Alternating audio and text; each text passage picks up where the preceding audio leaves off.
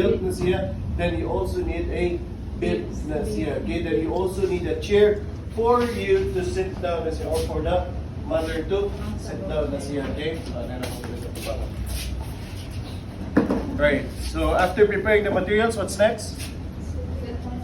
Sit in a comfortable position na siya, or in a chair na siya. The next one is Cradle the baby with one hand and arm while supporting the baby against the body or lap. okay. So cradle the baby or hold the baby using the cradle hold na siya by using one of your arms na siya, no? Then the other hands will be the one to hold the feeding bottle na siya, no? Next one is Put a bib on the baby's neck and chest. okay. Next one is I'm going to put a bib on the baby's chest na siya. Okay. Why do we need to put the bib? Sorry, man. Why do we need to put a bib? Hindi mo ni maho.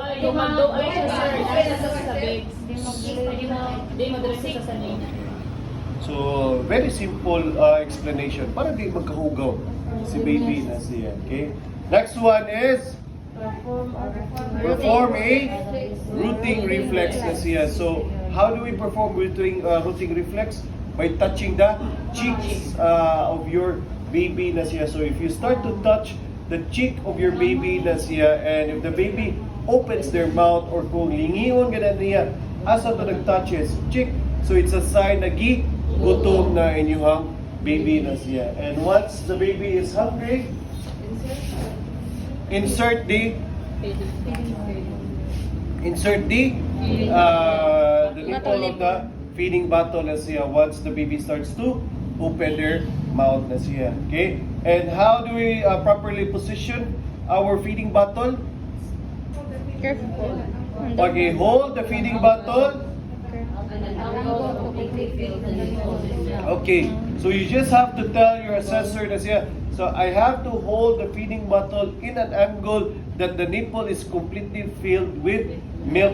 Puno siya o gatas na siya, so that when the baby starts to suck the nipple, ang musod siyang baba is puros ra milk, walay hangin na siya. Gets ninyo? So that's how you angle your feeding bottle na siya. Then during feeding, what do we do? Okay.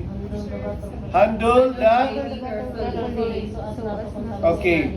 So handle the feeding bottle carefully na siya as not to contaminate, which means that do not touch the nipple na siya. Okay, mobile na kanang supsupon ni baby na siya. Okay, aside from that, do not leave your baby unattended during feeding na siya, and always maintain eye contact so that you can supervise or observe during the feeding of your baby na siya. Now the question is that how do we know if the baby is already done or busog na siya? Ilaw duwa-duwa na yan, sa hindi na. Okay, or okay, the skin nara sa last discontinue feeding.